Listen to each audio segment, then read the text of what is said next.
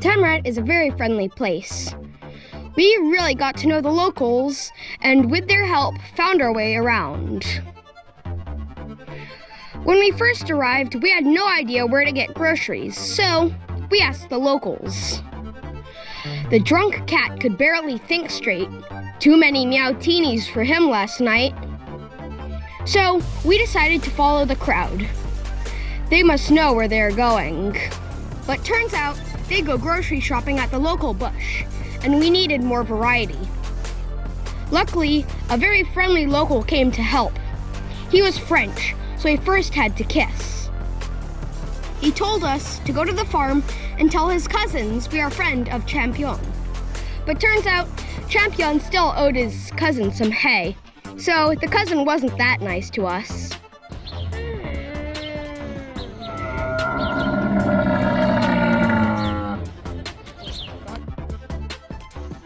He sent us to the geese, but the geese wouldn't tell us anything until we told them a joke.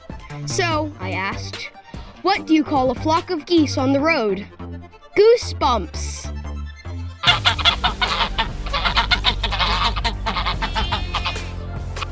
They thought I was pretty funny, so they sent us to see the horses, who were most helpful. They let us pass the sheep,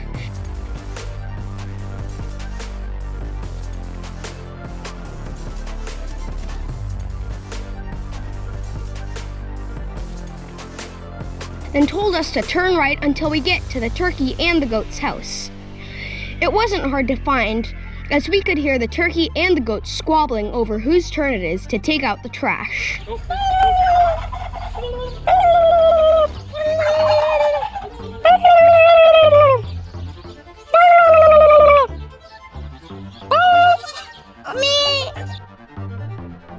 We volunteered to help, so the goat told us the secret of how to get past the scariest guard dog you have ever met.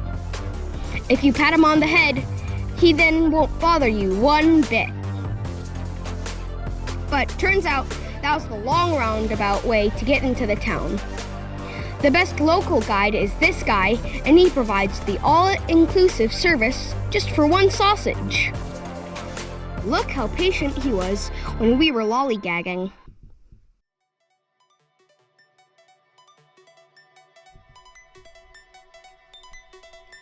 Life in Tamraght is free, but freedom comes with independence, and the independence sometimes comes way too soon. Near the town dumpster, we found a skin and bones kitten with a huge scab on her back and hind leg. No mother in sight, and not one person cared. Her weak meows tugged our heartstrings, so we took her home in a cardboard box to give her a secure place to sleep and eat. We just wanted to give her a fighting chance. It's not very fair to expect such a young thing to fend for herself out there. We gave her food and milk, and built a nesting home out of a cardboard box and dish towel.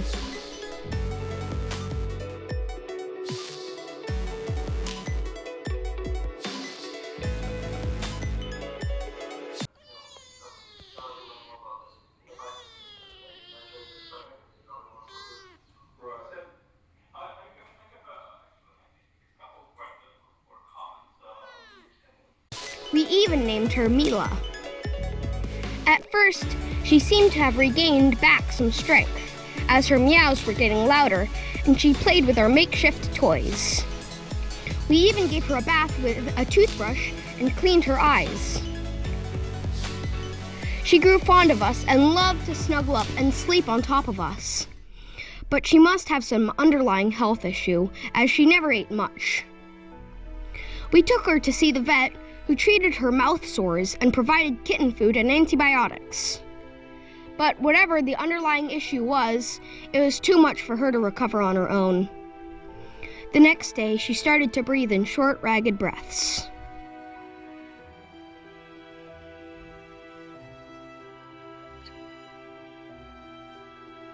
We wrapped her up in a blanket and comforted her with our body warmth. There, in our arms, she took in her last breath, 6 days after we found her. We all cried a bit. In a short time, we had formed a bond with this feisty little spirit. We put her in a box and found a proper burial place. It was a tiny cave on our cliff, overlooking the banana beach. We sealed her in the cave with rocks, and she sealed herself in our hearts. Mila taught us that life is beautiful, but also fragile. We have to cherish every single moment.